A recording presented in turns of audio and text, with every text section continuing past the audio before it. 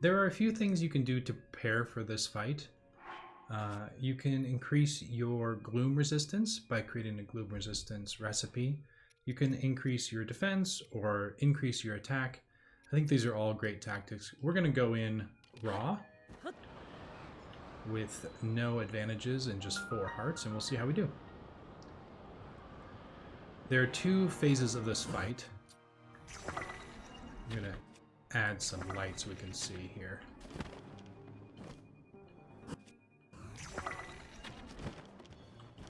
Great. So the first phase is the Gloom Hands, I believe. And what you want to do is, if you can find a Magic Rod and add a Sapphire to it, I feel like this is the best strategy against the 5 Gloom Hands. If you do it right, you can do all 5 hands frozen. And then while they're kind of frozen, they don't stay frozen forever, but while they're frozen, there's more than enough time to fire an arrow and really hurt them. Here I'm just attaching some bomb arrows. You see that they're almost dead. There we go. Is that? Oh, and this one's still alive. There we go. So that's phase 1. Phase 2 is Phantom Ganon. Let's equip Light Dragon Blade. We'll see if he's weak against a Light Dragon Blade. We're going to hold our shield out in case we don't get a nice parry. Okay. So he telegraphs his moves left and right. And you just have to make sure you jump at the right time, or you can try and shield parry. I don't want to just stand right in the gloom, so we'll see.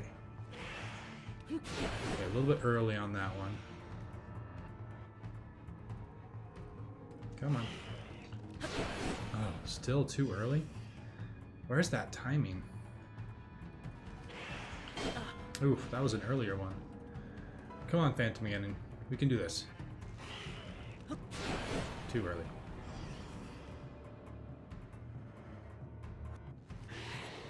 There we go. Okay, first one. So once you're here, you can capitalize on that flurry rush. Hopefully we can get better.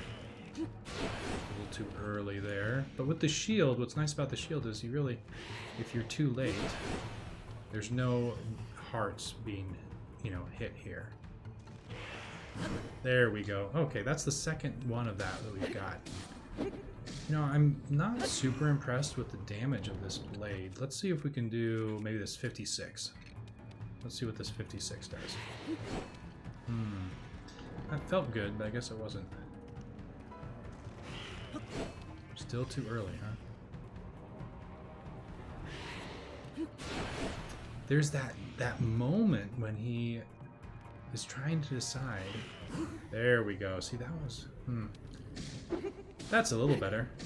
I think these are probably going to be more prone to break since they're made out of bone. Nope. Come on, Phantom Ganon. There we go. Yeah, so that Moblin arm did break. Oh, they both broke. Okay, now what are we going to use? We have 56, 52, here's 57. We'll use that. So he's going to do a left-right there. If he does a downward strike, he's going to hold the sword above his head before he does it.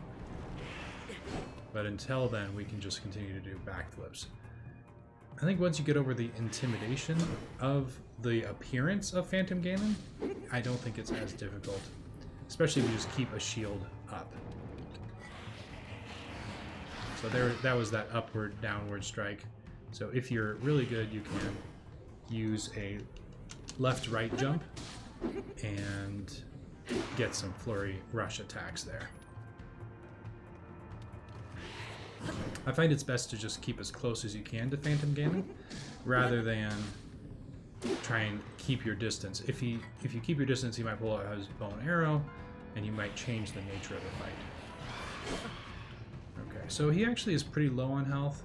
We could finish him with an arrow or two. If we get hit. Oh! Okay, so there's that upward downward strike. And I guess we didn't need to do a little bit of arrow fight. There we go. Phantom Ganon has been destroyed. So all of the dark gloom inside of the great Deku tree is now evaporating. We're going to restore Karoq Forest to its healthy beauty.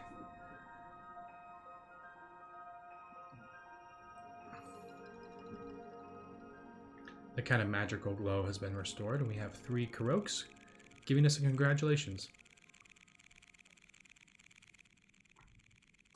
You did it! Thank you so much, Mr. Hero. The great Deku tree is waiting for you in Karoq Forest. So now, I definitely don't want to leave these dark clumps alone. We have a Demon King's bow and a Gloom sword.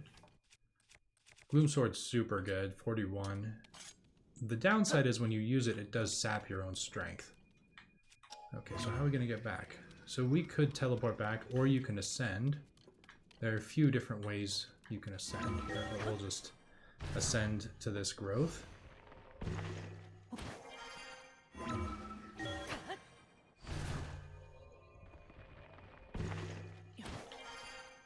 And then we can ascend right here, and this will actually bring us back to the main route.